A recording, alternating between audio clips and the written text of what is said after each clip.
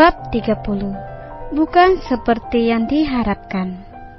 Ara masih berusaha membuka pintu gudang itu, mendorongnya kuat, tetapi tetap saja pintu itu tidak bisa terbuka sedikit pun. Sepertinya ada seseorang yang memang sengaja menguncinya dari luar. Dan kalau ingin berteriak pun percuma. Tempat itu sangat jauh dari gedung kelas lainnya, sehingga hanya akan menyakiti tenggorokannya sendiri karena kelelahan berteriak. Oke, tenang Ara, lo harus tenang dulu. Berpikirlah, siapa yang berani sama lo kalau bukan si... Ara berhenti menyebutkan nama seseorang yang langsung terlintas di pikirannya. Sial, ini pasti ulah Angel. Gak ada kapok-kapoknya itu cewek. Udah diancam juga, masih berbuat nekat. Kuma Ara sampai mengepalkan tinjunya. Jam sudah menunjukkan pukul 1.30 siang, dan itu artinya jam pelajaran sudah habis. Waktunya untuk para pulang istirahat. Ada beberapa kelas yang sudah membubarkan diri, seperti kelas Ara yang memang hanya mengikuti pelajaran olahraga. Jadi, setelah bertanda pulang berbunyi, para murid dari kelas Ara langsung pulang begitu saja. Hanya Nita yang sedari tadi celingukan mencari sahabatnya yang sedari tadi tidak terlihat batang hidungnya. Ara kemana sih? Dia gak balik ke kelas. Tapi gue cari kemana-mana gak ada. Guma Nita. Dia merasa bahwa Ara belum pulang karena tas dan sepatunya masih berada di kelas. Dan itu artinya Ara belum meninggalkan area sekolah. Nita berjalan ke arah kamar mandi. Siapa tahu Ara masih berada di sana untuk ganti baju. Tapi sudah semua ruangan dia telusuri, tetap tidak ada. Ini anak kemana? Kalau aja ponselnya dibawa, gue kan jadi langsung tahu dia ada di mana. Gerutu Nita sambil menatap ponsel Ara yang ditinggalkan di dalam tasnya. Nita mengetahui bahwa ponsel Ara di dalam tas karena gadis dengan rambut sebahu itu mencoba menghubungi Ara, dan hasil suara dering ponsel Ara ada di dalam tas yang ditinggal di dalam kelas. Nita semakin gelisah melihat di setiap sudut sekolah tidak ditemukan jejak Ara. Hei, lo temannya Ara kan? Terdengar suara seseorang yang sangat tidak asing dengan berlari ke arahnya. Revan? Guma Nita melihat sang ketua OSIS yang saat ini sudah berada di hadapannya. Ara di mana? Lu tahu nggak? Dari tadi gue hubungi nggak diangkat-angkat. Tanya Revan panik. Ponselnya gue bawa. Ara sejak saat pelajaran olahraga sampai sekarang dia nggak balik ke kelas. Dan gue juga nggak tahu dia kemana. Kalau misalkan Ara udah balik ke rumah, seharusnya dibawa tas dan sepatunya juga. Jadi itu tandanya Ara belum pulang dan masih berada di sekolah.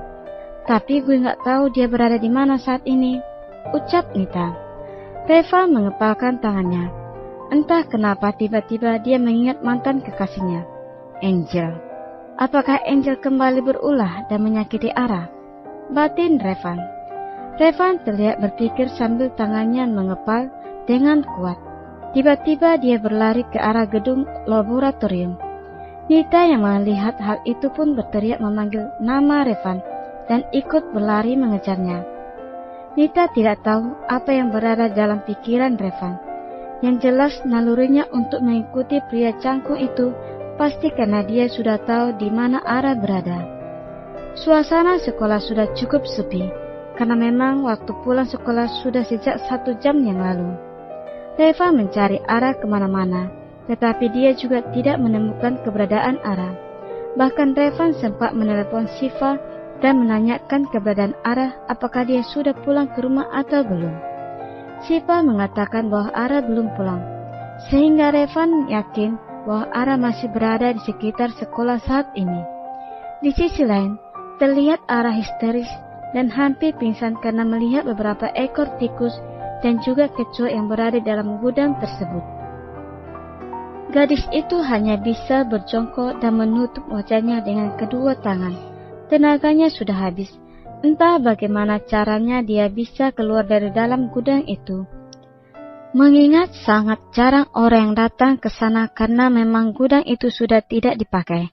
Hanya digunakan menyimpan barang-barang yang sudah rusak. Tidak ada pintu lain selain pintu depan. Dinding yang menjulang tinggi dan tempat ventilasi yang berada di atas tentu saja tidak bisa membuat Ara memanjat untuk keluar dari tempat tersebut. Sungguh gadis itu rasanya sudah lelah untuk berteriak. Ara sudah pasrah dengan keadaannya. Apabila sampai beberapa hari tidak ada orang yang menemukannya, mungkin dia sudah ditemukan tidak bernyawa. Ara bergidik ngeri ketika membayangkan hal itu. Tiba-tiba terdengar suara seperti cicitan tikus yang saling bersahutan. Gadis itu sangat takut, bahkan sampai terdengar seperti suara desihan ular yang tiba-tiba saja berada di dalam gudang itu. Ya Allah, tolong hamba, doa Ara dalam hati. Keringat dingin bercucuran di dahinya. Wajahnya pun terlihat memucat ketika dia melihat seperti ekor ular yang berwarna coklat kehitaman. Ara merasa kepalanya tiba-tiba sangat pusing. Bahkan tempat itu terasa berputar sampai membuat tubuh gadis itu oleng dan terjatuh. Bruk. Ara seakan mendengar suara orang berteriak. Tapi pandangannya sudah tertutup karena merasa tidak sanggup lagi untuk terjaga. Dia pun merasa ada seseorang yang mengangkat tubuhnya dan bau parfum itu sangat familiar. Setelah itu Ara tidak ingat apa-apa lagi. Rah, bangun dong. Gue khawatir banget. Sayup-sayup Ara mendengar suara seorang pria. Suara yang begitu terdengar sangat mengkhawatirkannya keadaannya. Ara bahkan bisa merasakan tangannya digenggam lembut oleh seseorang. Berlahan matanya terbuka. Ara bisa melihat ruangan itu bukanlah kamarnya, melainkan ruangan serba putih, serta bau desinfektan yang sangat menyengat. Rah, akhirnya lu sadar? Ara menoleh ke arah kanan dan melihat seorang cowok yang menatapnya penuh kelegaan. Tetapi tidak dengan Ara. Entah kenapa dia merasa sedikit kecewa karena cowok yang sedang bersamanya bukanlah yang seperti dia harapkan.